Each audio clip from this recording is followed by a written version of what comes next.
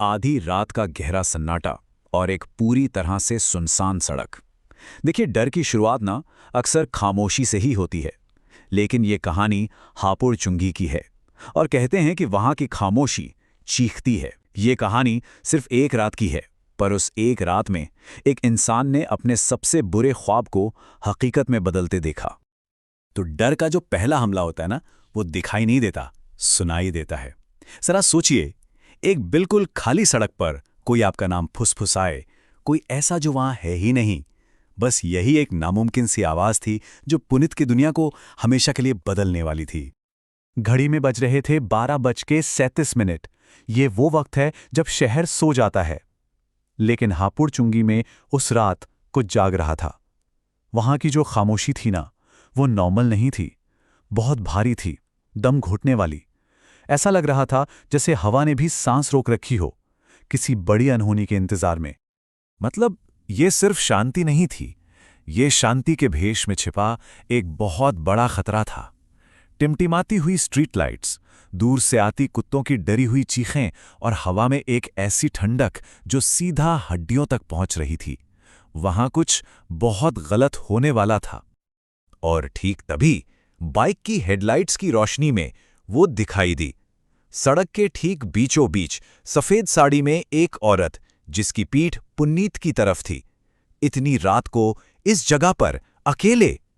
पुन्नीत का दिल जैसे एक पल के लिए धड़कना ही भूल गया।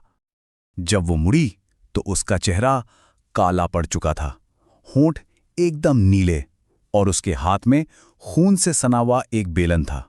लेकिन इन सबसे ज्यादा भयानक थी उसकी आवाज, एक टूटे हुए पुराने रिकॉर्ड की तरह खुरदुरी और धीमी। जब उसने पूछा, भैया देखा क्या?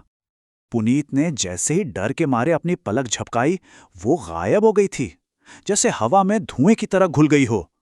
क्या ये उसका वहम था, या फिर किसी और भयानक चीज की बस शुरुआत हुई थी?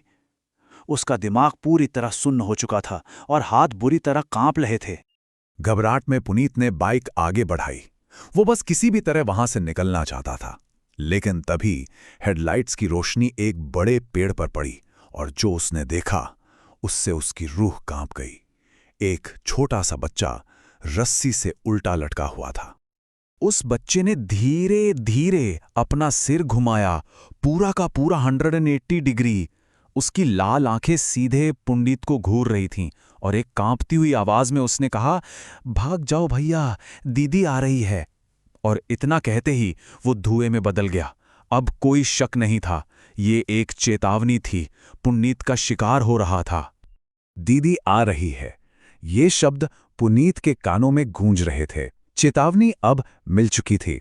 अब माहौल सिर्फ डरावना नहीं था, नहीं, अब वो जानलेवा होने वाला था। असली शिकारी अब सामने आने वाला था। अचानक हवा की दिशा बदल गई। पेड़ों से पत्ते ऐसे गिरने लगे जैसे कोई अदृश्य ताकत उन्हें झंझोड़ रही हो। फिर एक एक करके डिम डिम डिम सारी की सारी स्ट्रीट लाइट्स बुझने लगीं, और उस घने अंधेरे के बीचों बीच सड़क पर एक परछाई ने आकार लेना शुरू कर दिया। जब वो परछाई एक औरत के रूप में सामने आई तो पुनीत का खून जैसे जम गया। उसका चेहरा आधा जला हुआ था, आंखें अंधेरे के दो गहरे गड्ढों जैसी थीं, और उसके होठों पर एक ऐसी मुस्कान थी जिसमें सिर्फ और सिर्फ नफरत थी। उसकी आवाज एक फुसफुसाहट थी जो सीधे पुनीत के दिमाग में गूंजी, तू मुझे देख सकता है तो तू बचेगा नहीं। पुनीत ने बुरी तरह घबराकर बाइक स्टार्ट करने की कोशिश की, लेकिन किक जाम हो गई थी। उसने अपनी पूरी ताकत लगा दी, पर बाइक एक इंच भी नहीं हिली। किसी अनदेखी ताकत ने उसे जकड़ लिया था। वो फंस चुका था। फिर उस चुड़ैल ने फुसफुसाया, और उसकी आवाज में सदियों का दर्द और नफरत थी। वो बोली, मुझे मारकर यहीं फेंक दिया था, पागल कहते थे मुझे, उसने कहा, और तब से मैं हर आदमी को अपने साथ ले जाती हूं। अब पुनीत को समझ आया, वो सिर्फ एक शिकार नहीं था, वो किसी के बदले का हिस्सा बनने वाला था। तभी पुनीत के पैरों के नीचे सड़क फटने लगी। एक काला गोल गड्ढा खुलने लगा, और उसके अंदर से रोती चीखती हुई परछाइयां और हाथ बाहर की तरफ निकलने लगे। ये उसकी दुनिया थी। ये वो जहन्नुम था जहां वो अपने हर शिकार को खींच कर ले जाती थी। मौत ठीक सामने खड़ी थी, बचने का कोई रास्ता नहीं था। उस एक पल में जब पुनीत को लगा कि अब सब खत्म हो गया, उसके अंदर का डर एक आखिरी चिंगारी में बदल गया। अब सवाल बचने का नहीं था, अब सवाल लड़ने का था। एक आखिरी पूरी ताकत से मारी हुई किक के साथ बाइक एक जोरदार दहाड़ के साथ स्टार्ट हो गई। पुनीत ने एक पल भी नहीं सोचा, एक्सेलरेटर घुमाया और सीधे उस चुड़ैल के धुएं जैसे शरीर के आर पार निकल गया।